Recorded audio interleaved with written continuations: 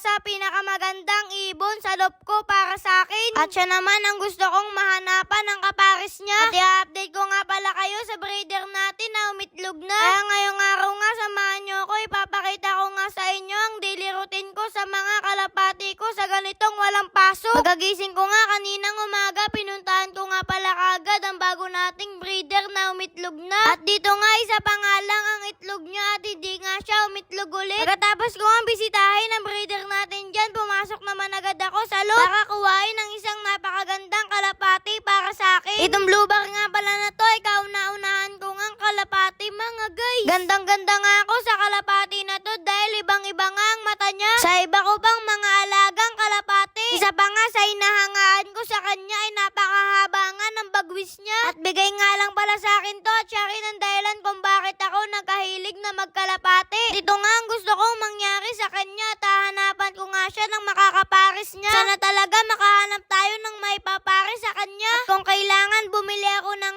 ay bibili ako para sa kanya. At sa oras nga na to ay nagparonda na nga pala ako bago ako magpakain. Gusto ko talaga dalawa ang breeder ko para mabilis talaga dumami ang mga kalapati ko. Gusto ko na talaga na makita na rumonda na napakarami na nila.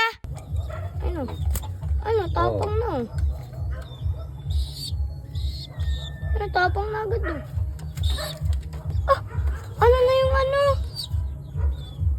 Tubo na yung balahibo. Sa kilikili. Tapang.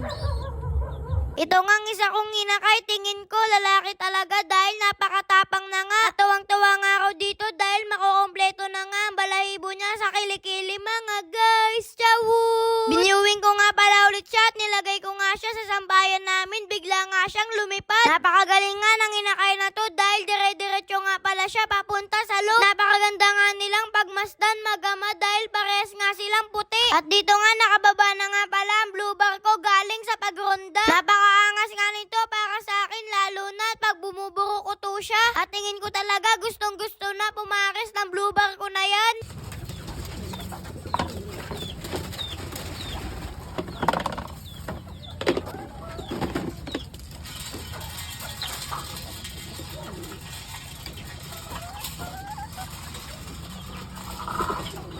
Pagkatapos ko nga palang magparonda, papakainin ko na nga pala sila dahil yun nga pala ang routine ko para sa mga kalapati ko. Di nga pala flyer mix sa pakain ko dyan dahil may nag-advise nga sa akin. Di pa naman daw ako kasali sa mga racing pigeon. Kaya okay nga lang daw kahit hindi flyer mix ang pakain ko sa mga kalapati ko. At syempre hindi ko makakalimutan pakainin ng mga alaga kong manok. At hanggang dito na lang muna siguro mga guys. Bye-bye!